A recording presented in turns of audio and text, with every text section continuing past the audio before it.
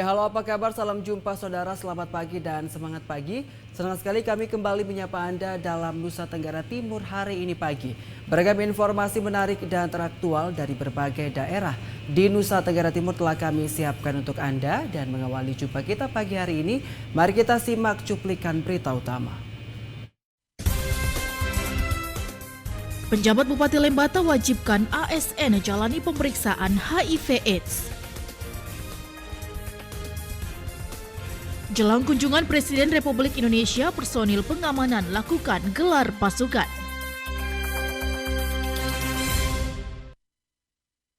Iya, saudara, selain cuplikan berita utama tadi, kami juga telah menyiapkan beragam informasi menarik lainnya.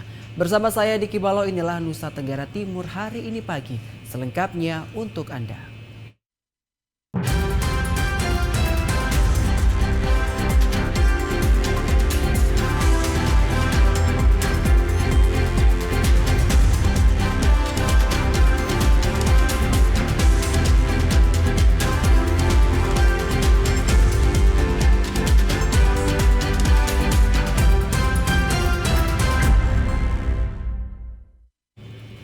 Iya, saudara, kita awali informasi pertama dari Lembata. Penjabat Bupati Lembata mewajibkan ASN lingkup Pemda Lembata wajib menjalani pemeriksaan HIV/AIDS. Menurut rencana, pemeriksaan HIV/AIDS bagi ASN ini akan dilakukan dalam waktu dekat.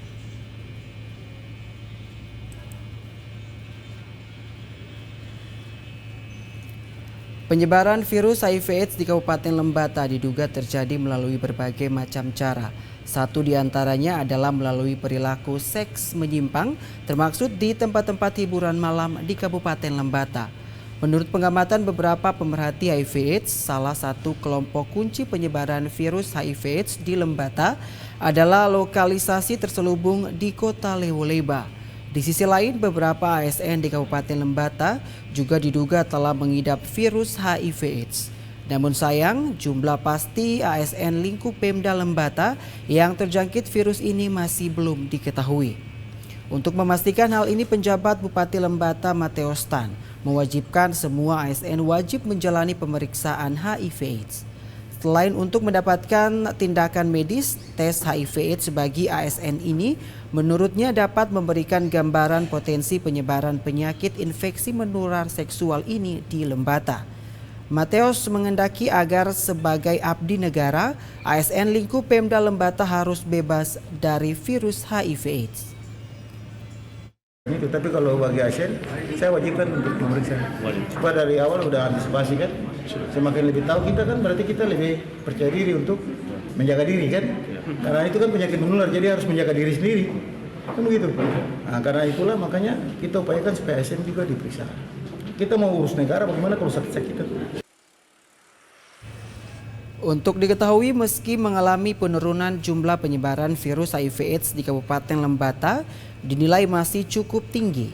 Dalam kurun waktu 7 tahun terakhir, Dinas Kesehatan Kabupaten Lembata mencatat terdapat 305 kasus baru penyebaran virus HIV/AIDS. Andri Atagorang, TVRI NTT. Ya, saudara, semakin banyaknya penggunaan benang industri untuk tenun ikat mendorong Rumah Tenun Milenial menggelar pelatihan tenun ikat dengan pewarna alami. Pelatihan ini digelar di Rumah Tenun Milenial Desa Boleng, Kabupaten Flores Timur.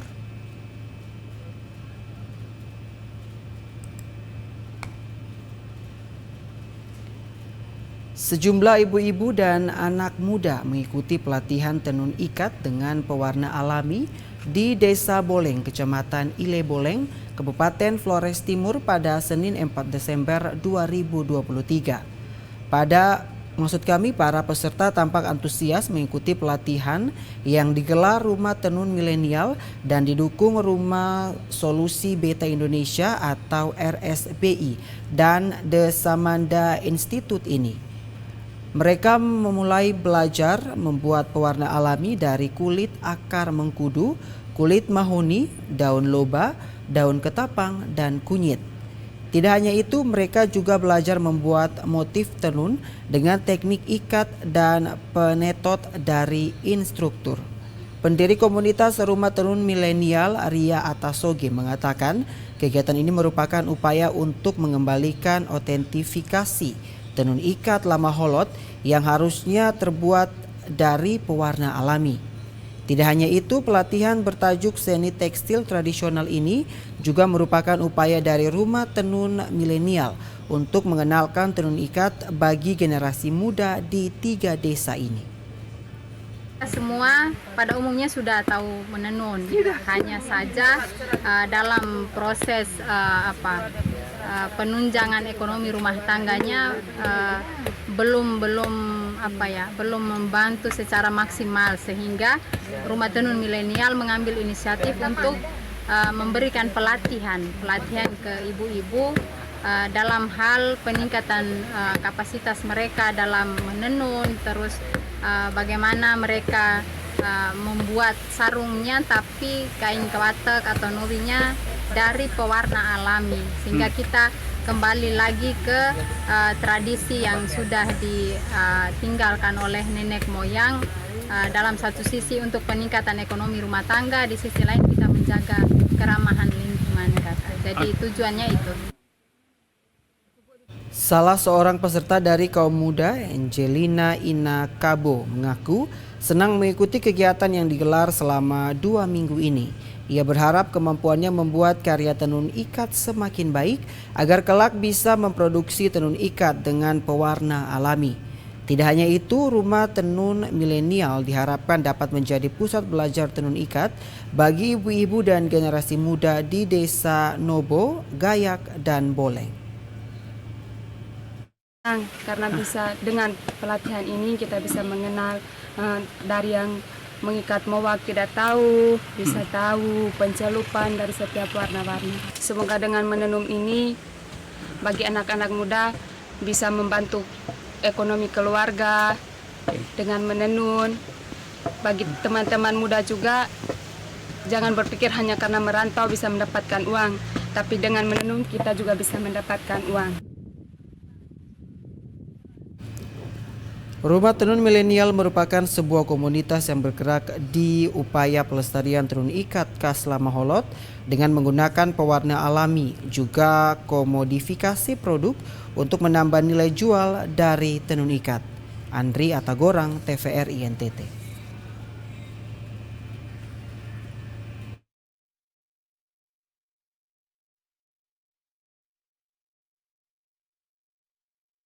Iya, kita lanjutkan informasi berikutnya. Saudara, pemerintah Kabupaten Nagekeo melalui Dinas Pariwisata akan menggelar Festival Onebe di pusat Ibu Kota Mbai, Kelurahan Danga.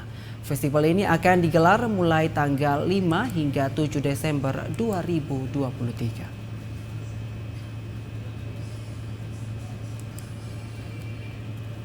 Beginilah persiapan pegelaran festival yang diberi nama Nagekeo Onebe Festival yang akan berlangsung di pusat ibu kota Kabupaten Nagekeo. Berbagai persiapan sedang dilakukan oleh panitia penyelenggara, yakni Dinas Pariwisata Kabupaten Nagekeo. Kepala Dinas Pariwisata Kabupaten Nagekeo, Sylvester Teda Sada, mengatakan Nagekeo Onebe Festival diselenggarakan sebagai bagian dari seleksi oleh pemerintah provinsi dan juga pemerintah pusat, yakni Kementerian Pariwisata untuk dapat ikut pada ajang festival berikutnya, serta bagian dari promosi daerah Kabupaten Nagekeo di kancah nasional dan dunia. Dalam pengelolaan festival tersebut, berbagai acara akan digelar, yakni pesta seni budaya seperti tarian daerah, lagu-lagu daerah, dan juga parade pakaian adat, serta jelajah tempat wisata yang ada di Kabupaten Nagekeo. Selain itu akan dilakukan pameran berbagai produk kerajinan lokal atau UMKM yang berasal dari berbagai daerah seperti Kabupaten Sika, Ende, Bajawa, dan juga Nagekeo. Nagekeo Onebe Festival akan digelar sejak tanggal 5 hingga 7 Desember 2023. Yang pertama, tentu saja tema utama kita adalah budaya. Yang kita naikkan itu adalah Kaijo sebagai tarian tradisional masyarakat Kabupaten Nagekeo dan juga atraksi Etu. itu sebagai atraksi khas Nagekeo. Kita juga membawa dalam festival ini acara lintas alam di Kampung Kawa sebagai objek wisata yang sudah dikenal di Nagekeo, dan juga ada acara tanam bakau sebagai eduwisata di wilayah Marpokot. Di tengah main event ini kita ada side event, ada event-event lain, yaitu ada parade budaya B dan bola oka, kemudian ada tari dero masal. Dari Nagekeo, Doni Moni, TVRI NTT. Kita beralih ke informasi lainnya, Saudara. 27 ton beras cadangan pangan pemerintah daerah atau CPPD tengah disiapkan pemerintah daerah untuk disalurkan ke sejumlah desa rawan pangan.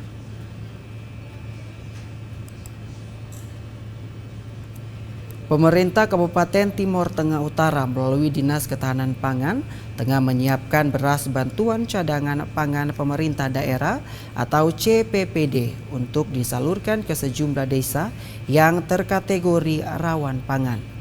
Kepala Bidang Ketersediaan dan Kerawanan Dinas Ketahanan Pangan Kabupaten Timor Tengah Utara, Robertus Nggorong, mengungkapkan sedikitnya ada sebanyak 27 ton beras dengan maksud kami 27 ton lebih beras cadangan pangan pemerintah daerah yang sedang disiapkan saat ini. Beras cadangan pangan tersebut dalam waktu dekat akan segera disalurkan ke 18 desa yang terkategorikan rawan pangan. Di samping beras yang diadakan oleh Badan Pangan Nasional lewat APBD, kita juga mencadangkan kurang lebih 27 ton lebih. Nanti dalam waktu dekat kita akan mensalurkan khusus kepada 18 desa yang terkategori mengalami masalah rawan pangan. Tentunya dasarnya kita mengacu pada peta ketahanan dan kerentanan pangan tahun 2023 yang beberapa saat yang lalu sudah diluncurkan oleh Pak Bupati, menyerahkan kepada kepala Badan Bapelitbang. Oh iya, jadi 27 ton itu intervensi dari APBD, APBD 2. Kalau yang tadi saya sampaikan itu dari APBN. APBN ya. Itu rencana nanti mulai disalurkan kapan? Nanti minggu depan. Minggu depan. Pengadaannya sementara berlangsung. Robertus Nggorong, Kepala Bidang Ketersediaan dan Kerawanan Dinas Ketahanan Pangan Kabupaten Timor Tengah Utara menambahkan, mengatasi kesulitan warga akan beras dan bahkan bahan pokok lainnya, pihaknya terus berupaya menggelar pasar pangan murah. Selain itu, guna menjaga daya beli masyarakat, pihaknya juga sudah menyalurkan beras cadangan pangan pemerintah pusat kepada 32.800 lebih kepala keluarga penerima manfaat.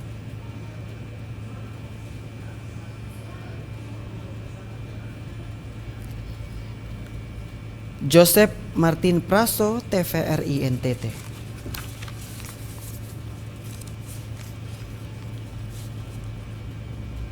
Iya, Saudara, kita lanjutkan informasi berikutnya. Pemirsa, sekitar 3.000 personel gabungan TNI Polri disiagakan untuk mengamankan kunjungan kerja Presiden Joko Widodo bersama Ibu Negara dan rombongan di Kota Kupang pada tanggal 5 dan 6 Desember mendatang.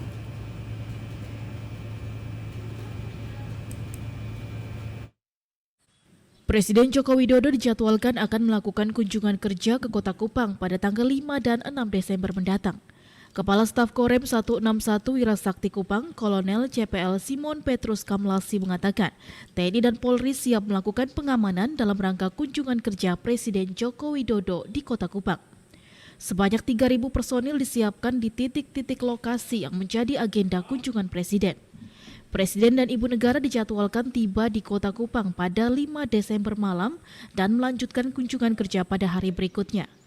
Beberapa agenda kunjungan kerja Jokowi yaitu mengunjungi salah satu pasar tradisional di Kota Kupang, melakukan penanaman pohon di rumah jabatan Gubernur NTT, berkunjung ke salah satu SMK negeri, dan Presiden akan meninjau langsung Rumah Sakit Umum Pusat Ben Boi di Kelurahan Manulai, dan terakhir akan meninjau gudang Perum Bulog wilayah NTT di Kelurahan Alak. Rekan-rekan bisa lihat bagaimana kesiapan TNI dan Polri beserta unsur-unsur pendukung lainnya untuk melaksanakan apel gelar sekaligus mengecek kesiapan semua unsur untuk menghadapi kunjungan dari Presiden RI yang memang sudah nanti tibanya khusus untuk di Kota Kupang besok. Namun persiapannya kita sudah mulai dari sekarang. Diharapkan masyarakat dapat bersama-sama menjaga keamanan dan ketertiban selama kunjungan Presiden Jokowi di Provinsi Nusa Tenggara Timur. Debbie Sue, Kristo Dapo, TVRI NTT. Ya, saudara, informasi lainnya akan kami hadirkan setelah jeda pariwara berikut ini. Tetaplah bersama kami di Nusa Tenggara Timur hari ini pagi.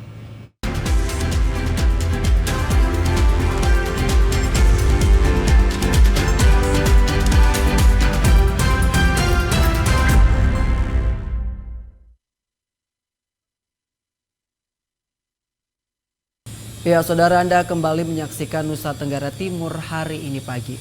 Kita lanjutkan informasi berikutnya, saudara. Jelang kunjungan Presiden Republik Indonesia Joko Widodo, personil pengamanan yang terdiri dari TNI Polri melakukan gelar pasukan. Gelar pasukan tersebut dalam rangka menjaga kesiapan pengamanan.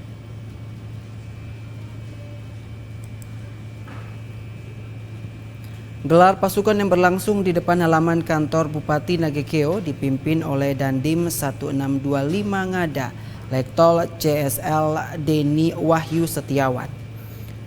Gelar pasukan diikuti oleh ratusan personel keamanan yang terdiri dari TNI Angkatan Darat, Angkatan Laut, dan Angkatan Udara, serta jajaran Polri.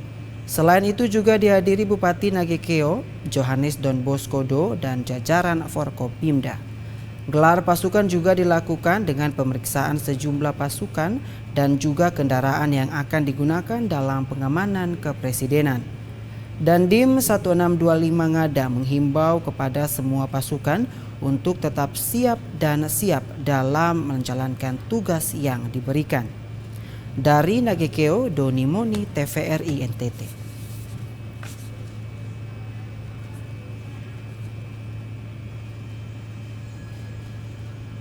Ya, saudara, dan Presiden RI Joko Widodo akan melakukan kunjungan kerja ke Kabupaten Nagekeo.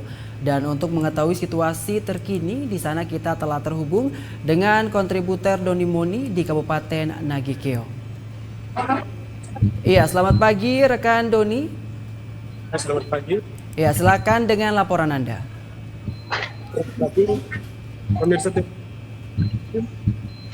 masyarakat ada tempat berdiri sekarang adalah salah satu tempat tempat mereka.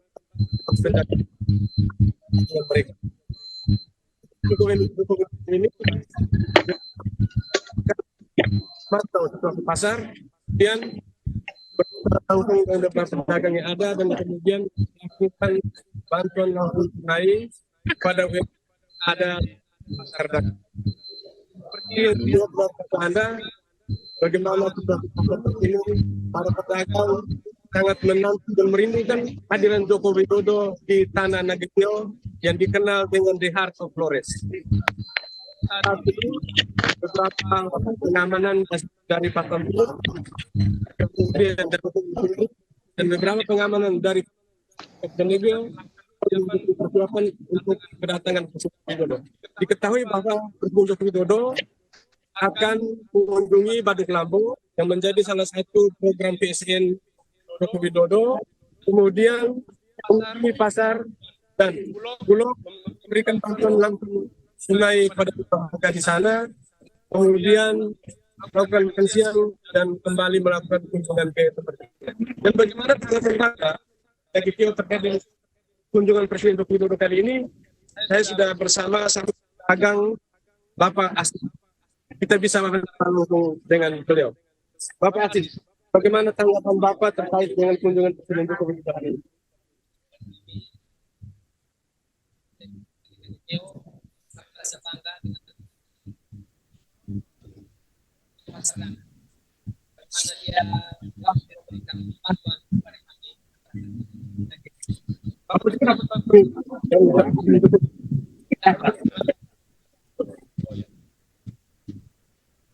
Baik, menutup itu salah satu pedagang mendapat bantuan langsung dari Presiden Joko Widodo.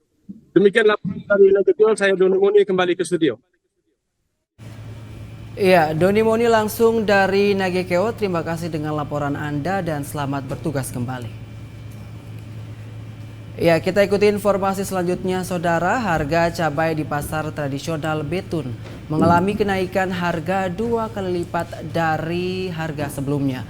Meski demikian, dalam seminggu para penjual dapat menghabiskan 80-an kilo cabai.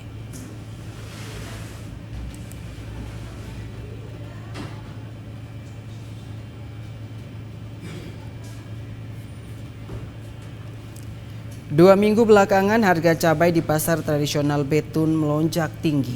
Pantauan TVRI di beberapa titik dalam pasar tradisional Betun, stok cabai yang dijual sedikit dari biasanya.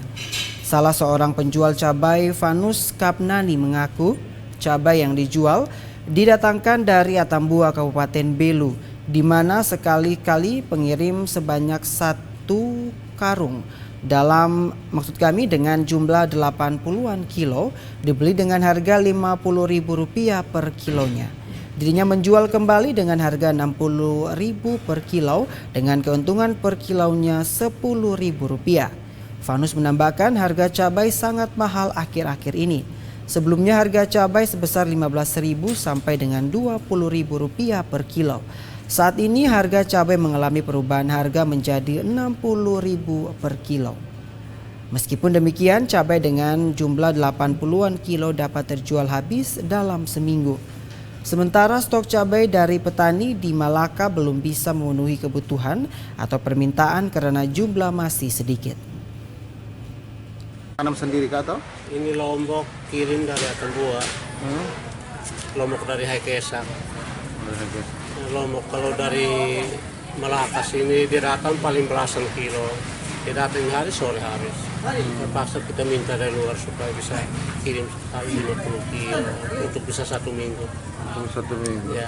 Lombok kecil sementara ini ambil yang 1 kilo Rp50.000. Jual kembali 60. Dari harga sebelumnya berapa ya? Ya harga sebelumnya paling beli dari kebun 20, jual 30. Hal senada juga disampaikan penjual cabai lainnya yakni Valen. Ia mengungkapkan harga cabai naik drastis. Harga per kilo mencapai Rp60.000 di mana harga sebelumnya Rp20.000. Meskipun demikian, pihaknya masih mengalami kerugian karena terpaksa menjual dengan harga Rp40.000 per kilo akibat kualitas cabai yang kurang bagus. Posisi sekarang ini kan artinya Lagi naik tuh harga cabai. Dia lagi naik, tapi beta jual 45 karena Lombok terlalu panas, jadi dia pembatang kering, tapi sebenarnya 50. Oh iya. Datangkan dari mana kakak? Atambua. Atambua.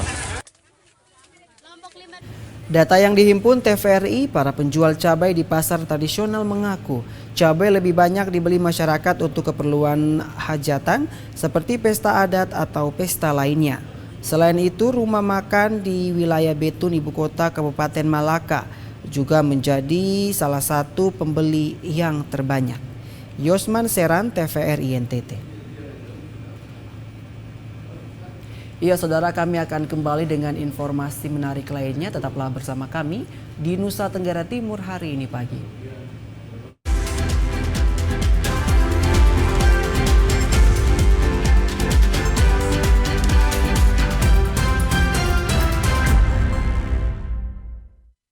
Ya, saudara, terima kasih Anda kembali menyaksikan Nusa Tenggara Timur hari ini pagi. Kita lanjutkan informasi berikutnya demi menjaga stabilitas keamanan menjelang, saat, dan sesudah Pesta Demokrasi tahun 2024 mendatang. Kapolres Flores Timur dalam momentum deklarasi dan ikrar pemilihan umum damai yang diselenggarakan Badan Pengawas Pemilu Flores Timur menghimbau agar segenap pemangku kepentingan dan masyarakat di daerah ini senantiasa menjaga keutuhan Negara Kesatuan Republik Indonesia.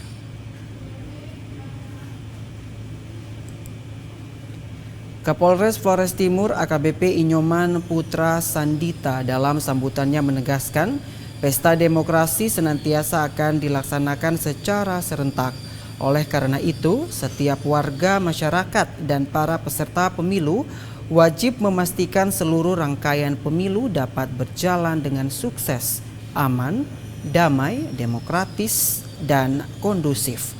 Olehnya momentum deklarasi ini merupakan bentuk komitmen bersama pemerintah daerah, Forkopimda, seluruh partai politik dan elemen masyarakat Flores Timur untuk berkomitmen mensukseskan menjaga kedamaian serta meminimalisir pelanggaran dalam pelaksanaan pemilu 2024.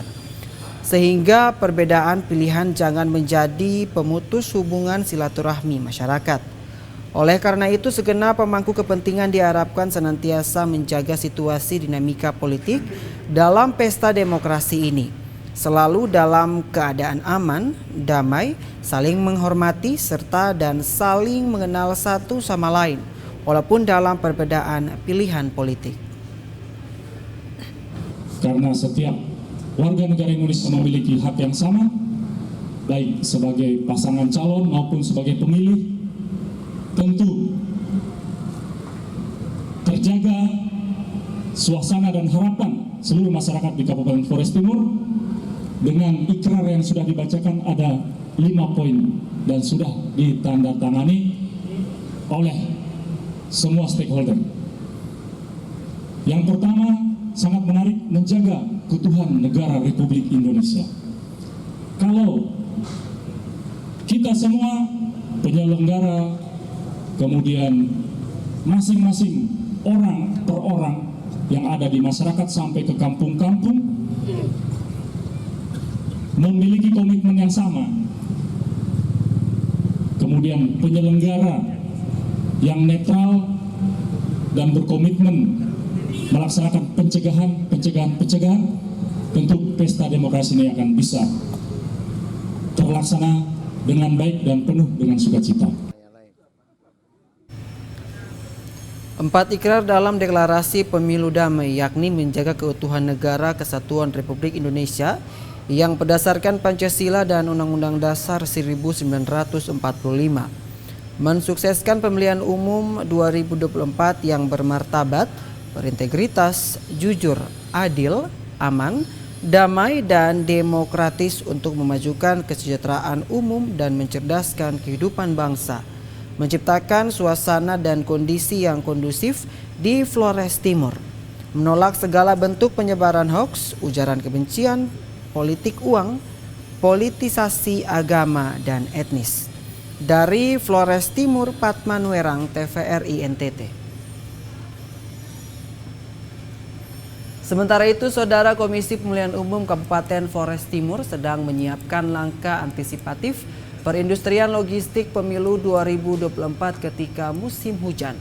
Salah satunya dengan terus berkoordinasi dengan BMKG dan Dinas Perhubungan. Apalagi kondisi geografis Flores Timur yang adalah daerah kepulauan. Hal ini penting agar distribusi logistik bisa berjalan lancar dan tiba di tempat tujuan dalam kondisi baik.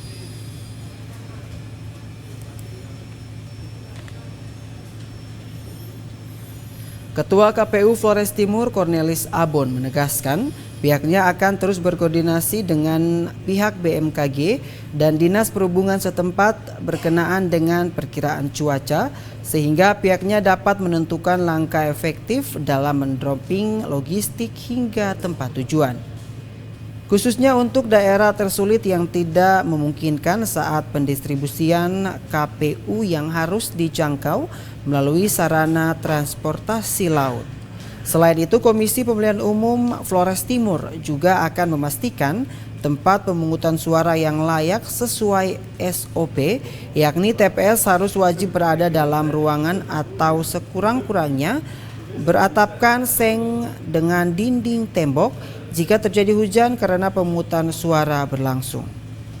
Pihaknya terus melakukan simulasi bersama mitra penyelenggara di tingkat desa, kelurahan, khususnya di daerah terpencil. 14 Februari itu dia masuk masa-masa musim hujan, badai dan gelombang. Nah itu secara teknis mempengaruhi terhadap mobil usaha logistik. Nah, jadi keamanan logistik kita selama perjalanan itu menjadi juga kami sedikit cemas. Yang kedua juga terkait dengan lokasi TPS nanti di sana. Kita akan ada 852 TPS dan tidak cukup fasilitas publik yang kita yang layak lah gitu, yang ada atapnya, ada temboknya gitu ya, yang kemudian meminimalisir kalau pada saat hari itu ada hujan, ada badai begitu. Cornelis Abon berharap pengadaan logistik dari rekanan yang ditunjuk senantiasa dapat bekerja sesuai jadwal yang telah ditentukan KPI Pusat, sehingga jadwal pendistribusian logistik di wilayah khususnya pihak KPU Kabupaten tidak kesulitan ketika melakukan pendistribusian ke setiap desa, khususnya di daerah terpencil saat musim hujan. Dari Flores Timur, Patman Werang, TVRI NTT. Iya, saudara, menjelang Pesta Demokrasi tahun 2024, Komite Nasional Pemuda Indonesia atau KNPI sebagai mitra strategis pemerintah siap menjadi garda terdepan dalam rangka mensukseskan Pesta Demokrasi.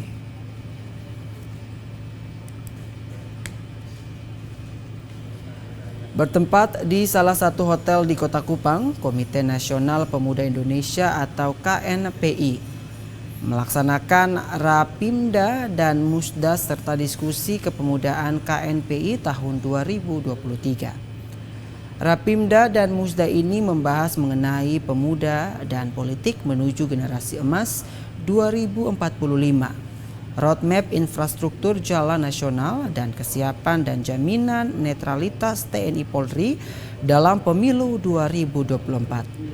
Selain itu, dalam rangka mengsolidasikan seluruh potensi organisasi untuk membahas dan merumuskan isu-isu aktual dan merumuskan isu-isu strategis dan membangun sikap kritis dan solutif di kalangan pemuda di Nusa Tenggara Timur.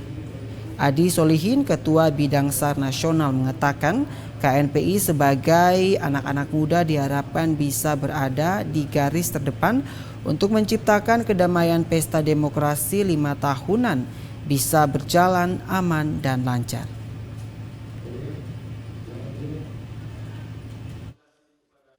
Kami berharap KNPI dapat menjaga kedamaian. Jangan sampai agenda demokrasi 5 tahunan ini terganggunya adanya keretakan anak bangsa. Saya kira KNPI sebagai anak muda harus berada di garis terdepan untuk menciptakan kedamaian dalam proses demokrasi dan juga melakukan pengawasan dan mengawal proses demokrasi ini dapat berjalan secara damai dan jujur dan adil. Saya kira itu harapannya. Sementara itu, Asisten 3 Setda Provinsi Nusa Tenggara Timur Samuel Halundaka berharap KNPI NTT menjadi pelopor bagi kemajuan daerah ini dengan berbagai program yang aktual dan realistis demi kepentingan masyarakat. KNPI juga diminta untuk bersinergi dengan pemerintah dalam membangun Nusa Tenggara Timur yang lebih maju. Kalau dari pemerintah provinsi yang pasti sangat mendukung. Dalam Rapimda dan Musda ke-14 ini tentunya kami pemerintah menunggu hasil daripada rekomendasi yang akan dihasilkan dari Rapimda ini untuk bagaimana dieksekusi oleh pemerintah dan KNPI sebagai organisasi pemuda. Kami butuh pikiran-pikiran cerdas dari Rapimda ini agar supaya semua program-program strategis yang ada di pemerintah Provinsi Nusa Tenggara Timur terus didukung oleh KNPI dan seluruh kepemudaan yang ada di Nusa Tenggara Timur. Dari Kota Kupang, Agung Pras Riojogo, TVRI NTT. Ya, saudara, sebagai bentuk sinergitas antar TNI Polri dalam upaya menciptakan situasi wilayah Solor, Kepolisian Sektor Solor bersama Koramil 162405 Solor, Kabupaten Flores Timur secara bersamaan melaksanakan pengamanan kampanye calon anggota DPRR 1, DPRD Provinsi, dan DPRD Kabupaten di Desa Lewonama, Kecamatan Solor Barat, Kabupaten Flores Timur. Pelibatan personil TNI Polri dalam kegiatan ini demi menjamin jalannya pelaksanaan kampanye terbuka partai politik agar berlangsung aman dan kondusif. Dan saudara, berikut laporan Patman Werang, kontributor TVRI NTT dari Flores Timur. Ya, Patman, silakan dengan laporan Anda. Ya, selamat pagi, saya Nusa Timur. Menuju pelaksanaan Pesta Demokrasi 14 Februari 2024 mendatang, kini sedang memasuki tahapan kampanye yang sudah berlangsung sejak 28 November 2023 hingga 10 Februari 2024 nanti. Partai politik peserta pemilu kini tengah gencar melakukan kampanye, baik kampanye terbuka untuk umum maupun rapat terbatas di masing-masing daerah pemilihan di wilayah Kabupaten Flores Timur. Pantauan TVRI di Pulau Solor, pelaksanaan kampanye kini sudah berjalan meskipun tercatat baru 2 parpol yang melaksanakan kampanye umum terbuka. Kampanye ini pun berlangsung dengan aman dan lancar dengan kehadiran masyarakat yang cukup tinggi mengikuti kampanye ini sebagai bagian dari atau bentuk edukasi dan pendidikan politik bagi masyarakat pemilih. Menurut Kapolsek Solor, Ibda Jeffrey S. Apmalo, kepada TVRI di sela kegiatan pengamanan kampanye terbuka di Desa Lewonama menjelaskan bahwa kampanye terbuka partai politik untuk di wilayah hukum Polsek Solor tercatat saat ini baru dilakukan oleh 2 partai politik sesuai dengan surat tanda terima pemberitahuan atau STTP kampanye yang dikeluarkan oleh Polres Flores Timur. Meskipun terjadwal pelaksanaan kampanye sudah berlangsung sejak 28 November 2023 lalu.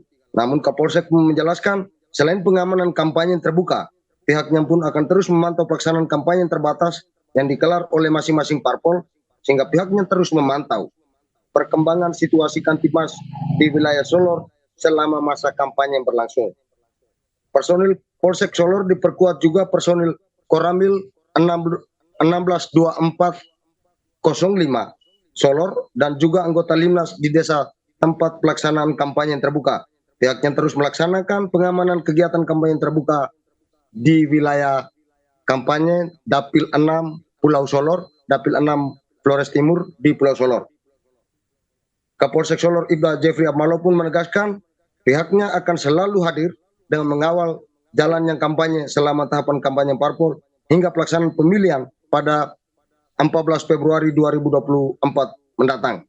Hal ini juga dilakukan demi menjaga kondusivitas, netralitas dan kelancaran setiap tahapan-tahapan pesta demokrasi pemilu serentak 2024, sekaligus sebagai upaya aparat negara dalam menjaga keamanan dan ketertiban serta kenyamanan di tengah masyarakat selama pesta demokrasi ini berlangsung. Demikian laporan saya kembalikan ke studio utama. Terima kasih. Iya, Patman Werang langsung dari Flores Timur. Terima kasih dengan laporan Anda dan selamat bertugas kembali. Iya, saudara, kita akan menuju ke informasi berikutnya. Tetaplah bersama kami di Nusa Tenggara Timur hari ini pagi.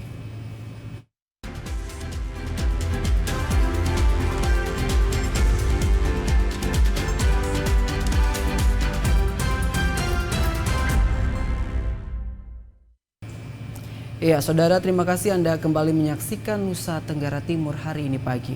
Kita lanjutkan informasi berikutnya, saudara. Ruas jalan kabupaten yang menghubungkan Nevo, Desa Tablolong, dan Desa Livuleo, Kecamatan Kupang Barat saat ini memprihatinkan karena mengalami rusak berat.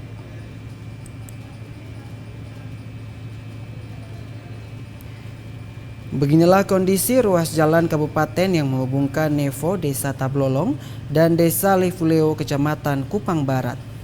Saat ini ruas jalan sepanjang 1.500 meter yang hanya dibangun dengan jalan pengerasan sirtu gunung tersebut sangat memprihatinkan karena material tanah mulai terkelupas meninggalkan lubang di sebagian badan jalan sehingga cukup mengganggu arus lalu lintas.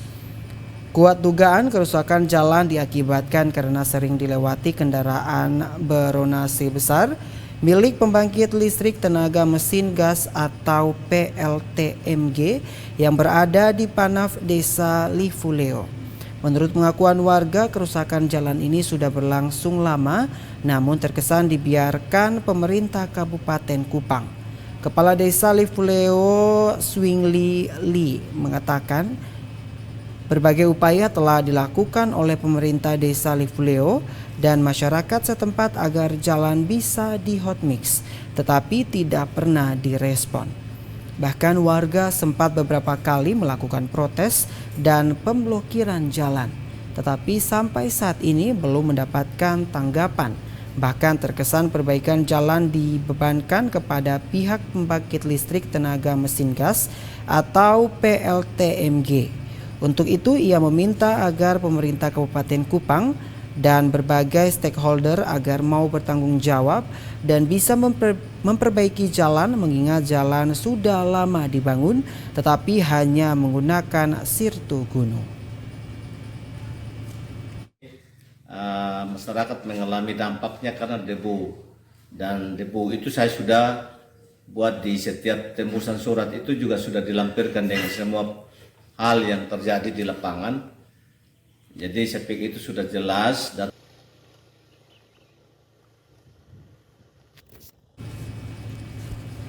pemerintah Kabupaten Kupang diharapkan merespon dan bertanggung jawab atas kerusakan jalan tersebut.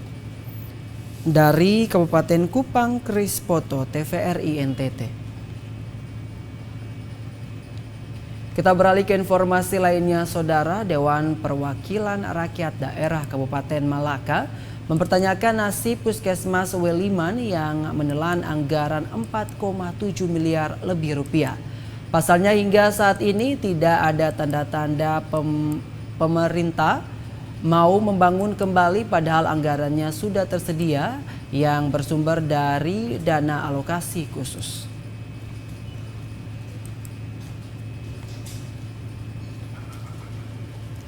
Proyek pengerjaan Puskesmas Weliman kembali dibahas dalam sidang anggaran pendapatan belanja daerah atau APBD murni tahun anggaran 2024. Bangunan Puskesmas Weliman dikerjakan pihak PT Indoraya Kupang sejak tahun 2019 dengan anggaran senilai 4,7 miliar rupiah lebih mangkrak. Pemerintah daerah Kabupaten Malaka telah melakukan pemutusan hubungan kerja atau PHK dengan pihak PT Indoraya. Dalam rapat pemandangan umum fraksi, sidang komisi dan rapat banggar, salah seorang anggota DPRD Melki Simu kembali mempertanyakan nasib pembangunan Puskesmas Weliman karena hingga saat ini tidak ada tanda-tanda pemerintah mau membangun kembali padahal anggaran sudah tersedia yang bersumber dari dana alokasi khusus. Lambannya pengalokasian anggaran untuk pembangunan kembali Puskesmas Weliman patut dipertanyakan karena sumber pendanaannya sudah jelas dari dana DAK, sehingga tidak ada lagi alasan pemerintah daerah menunda pembangunan puskesmas tersebut. Kepala Dinas Kesehatan Kabupaten Malaka selaku penjabat pembuat komitmen PPK proyek pembangunan Puskesmas Weliman, Dr. Sri Caro Ulina menjelaskan pemerintah berupaya akan membangun kembali untuk membantu pendekatan pelayanan kepada masyarakat.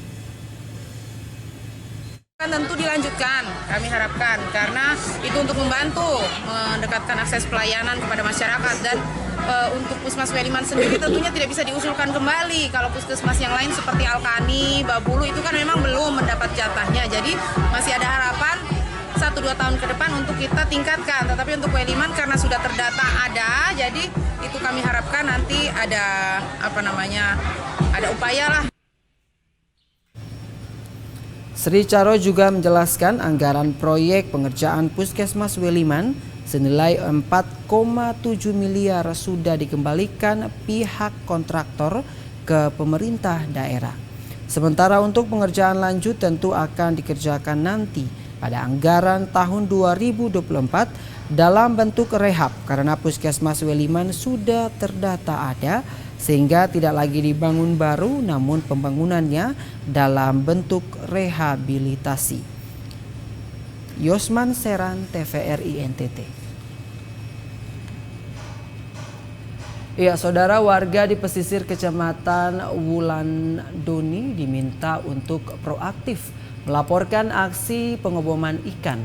Hal ini penting mengingat kewenangan terbatas Pemda Lembata dalam mengawasi aksi pengeboman ikan yang masih marak terjadi di perairan Lembata.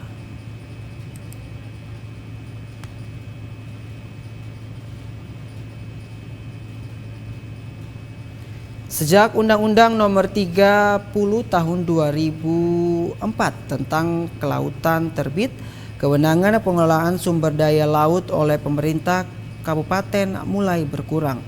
Tidak hanya itu, undang-undang ini juga mempersempit kewenangan pemerintah kabupaten dalam mengawasi wilayah perairan pesisir. Pasalnya, sebagian besar kewenangan berdasarkan undang-undang ini dialihkan ke pemerintah tingkat provinsi. Di sisi lain, aksi pengeboman ikan masih marak terjadi di wilayah perairan Kabupaten Lembata, terutama di wilayah utara yang meliputi Kecamatan Ile Ape dan Ile Ape Timur, dan wilayah selatan yang meliputi Kecamatan Wulandoni dan Naga Wutung. Menyikapi hal ini, Camat Wulandoni Hadi Umar menghendaki agar masyarakat harus terlibat aktif dalam mengawasi laut dari aksi pengeboman ikan. Dia berharap masyarakat segera melapor ke aparat penegak hukum apabila menemukan aksi pengeboman ikan. Yang baru itu kewenangan semua diambil oleh provinsi. Jadi kita tinggal punya 5 kewenangan, termasuk kewenangan dalam hal pengawasan itu kita tidak punya. Maka meskipun orang bom di depan mata hidung kita tidak bisa ngapa-ngapain, paling kita bisa memberikan informasi. Padahal dulunya kita masih punya kewenangan untuk bisa menangkap mereka, mencegat mereka dan sebagainya. Dan itu kita punya pengalaman, karena itu laut kita waktu itu begitu aman. Nah sekarang kondisi seperti itu, tak bisa menghimbau kepada semua warga-warga pesisir agar meskipun kewenangan itu bukan kita, bukan ada di kita, tapi kita mesti proaktif untuk menyampaikan, memberikan informasi kepada pihak APH, khususnya kepolisian atau Polairut dan sebagainya, untuk mereka bisa mengambil tindakan. Kalau kita harap provinsi tidak bisa. Tidak hanya itu, Umar juga meminta pemerintah Provinsi Nusa Tenggara Timur untuk membuka kantor unit pembantu teknis Dinas Kelautan dan Perikanan di Kabupaten Lembata. Hal ini penting sebagai langkah strategis untuk menyikapi semua persoalan kelautan dan perikanan di wilayah perairan Kabupaten Lembata. Andri Atagorang, TVRI NTT. Ya, saudara, penyandang disabilitas atau berkebutuhan khusus merupakan sesama yang seharusnya dihormati dan diakui keberadaannya di tengah kehidupan bermasyarakat tanpa perlakuan diskriminatif.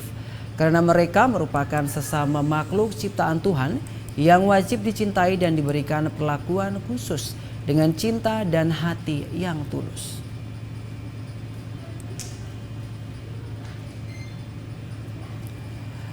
Tanggal 3 Desember merupakan hari perayaan penyandang disabilitas internasional atau berkebutuhan khusus yang dirayakan oleh komunitas maupun orang tua yang peduli terhadap keberadaan orang berkebutuhan khusus.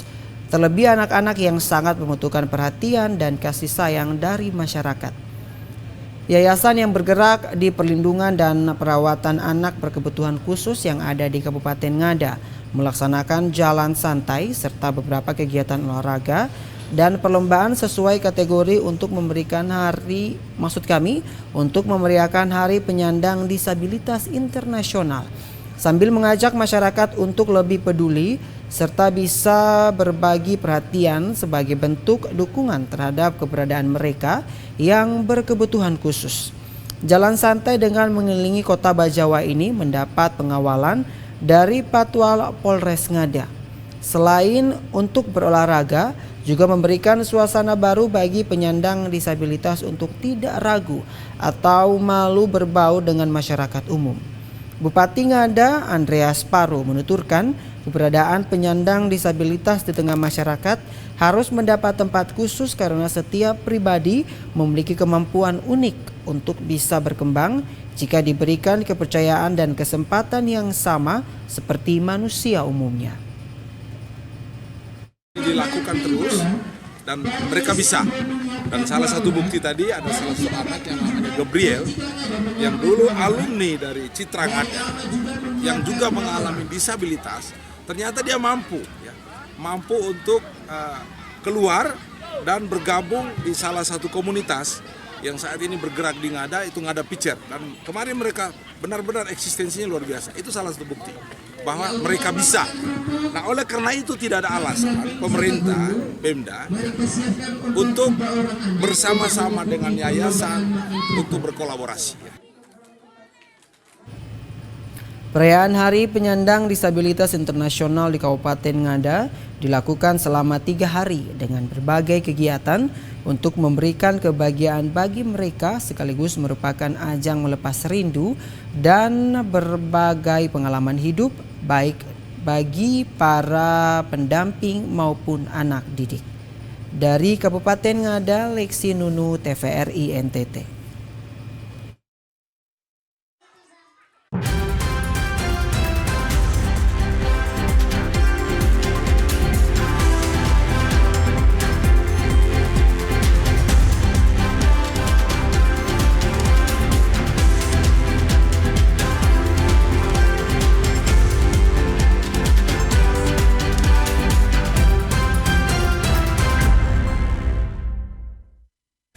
Iya, saudara, informasi tadi sekaligus mengakhiri perjumpaan kita kali ini. Dan jangan lupa terus saksikan Nusa Tenggara Timur hari ini pagi yang menyajikan informasi secara santun, lugas, dan berimbang. Hanya di TVRI NTT Media Pemersatu Bangsa. Akhir kata, saya Diki Balo mewakili seluruh kerabat kerja yang bertugas mengucapkan terima kasih atas kebersamaan Anda. Selamat melanjutkan aktivitas Anda dan sampai jumpa.